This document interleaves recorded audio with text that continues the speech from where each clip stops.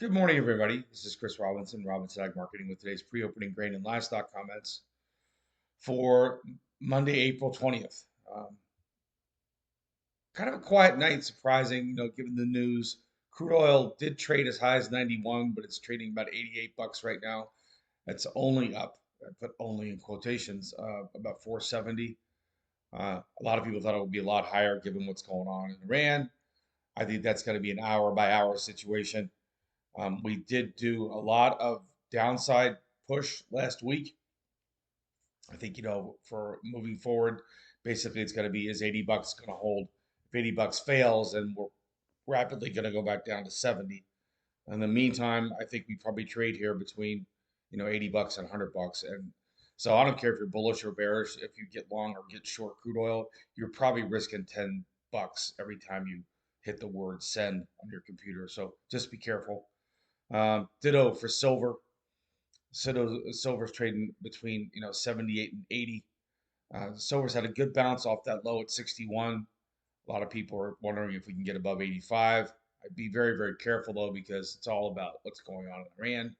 Stock market, it's only down 200 points, and the S&P is only down 27. So they sold it early on the open, kind of an emotional decision because of obviously what's gone on with the ceasefire.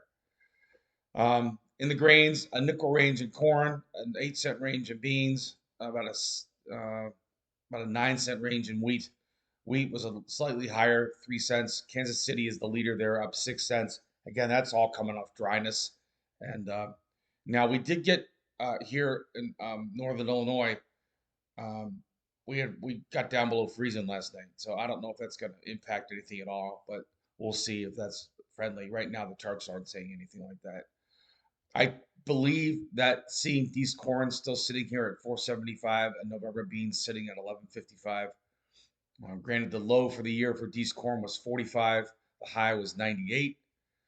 Um, I think as long as 71 holds, that's key for bulls. If that fails, that's that halfway back level. I would be concerned there if I didn't have some hedges on if I'm growing corn this year. I know we haven't had a lot to work with. Um, I know, it would have been nice to get a $5 print. We didn't. We went to 498 and a half and then backed off immediately. Novi beans are a different story. They continue to hold in there despite concerns about what's going to happen with China's demand. It hangs in there, right? So we're in this holding pattern in new crop beans, but new crop beans are trending higher. They have been all year. We did have the one correction where we went down to 11.18, basically gave back half of the rally that we had. So I think moving forward, yeah, you've got 50 cents worth of risk in beans here, um, if we drop from here. So defend what you can.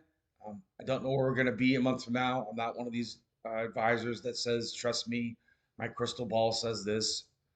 Um, I do know this. If I am growing soybeans and corn, these are better prices than we had in January. In January, we were very concerned about sharply lower prices. Ditto for wheat. Wheat is still well north of its contract lows. We were down at 525, 535. You've got wheat sitting here at $6, and in KC, you've got it sitting at 656, right? 660. So KC is probably the one to watch. It's the leader. We also had a good rally in spring wheat as well, relatively. So take advantage of it. Do not get oversold. Um, Protect what you can. This is Chris Robinson, Robinson Ag Marketing. And as far as the cattle go, well, we're going to find out today if we're going to have any more downside pressure. The concern last Friday, obviously, of that ugly flash, I wouldn't call it a flash crash, but it was if you watched there for that 5 minutes when feeder cattle went down sharply and came back. Um, we're at record all-time highs. If those fail, you could get some more downside pressure. And I talked a lot about that in my weekly wrap. If you're not getting my letter, robinsonagmarketing.com, sign up for it. You can get it monthly. You can cancel it anytime you want. And I did also send out the private client webinar. It's about a 15-minute webinar where I go through and give kind of a mini seminar. If you're interested in that, sign up for that as well. You guys have a great day. Give me a call, 312-638-8868.